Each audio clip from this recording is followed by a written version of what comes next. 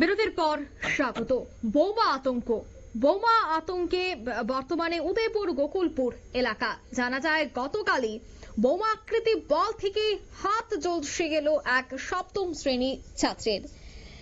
আহত সপ্তম শ্রেণীর ছাত্রের নাম দীপান্ত দেবনাথ। সে জানায় বাড়ির পাশে রাবার বাগানে বন্ধুদের সাথে সে ক্রিকেট খেলতে যায়। খেলতে খেলতে তার বলটি অনেক দূরে চলে যায়, আর সেখানেই তার বলটি খোঁজাখুঁজি করার সময় একেবারে বোমাকৃত একটি বল সে দেখতে পায়। আর সে বলটি সে ধরতে মাত্রই কিন্তু আগুনে ঝলসে যায় তার হাত।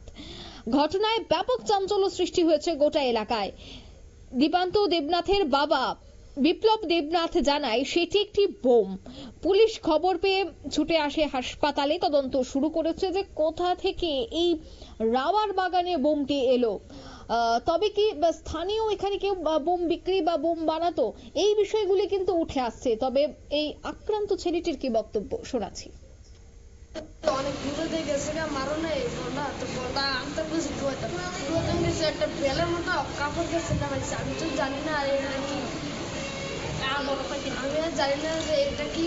এরপরে যাই ছিল দেখি যে এটা এবারে আরেকটা দিছি। হ্যাঁ, এটা আমি খেলার লিগে মনে হচ্ছিল আনছিলাম। আরেকটা দেওয়া না হাতে খুললে দেখছি যে এটা ভিতরে বারো দুধটা তো বলো না অনেকটি ভিতরে খবরগুলো মানে নিচে গাও সব বাইক গেছে।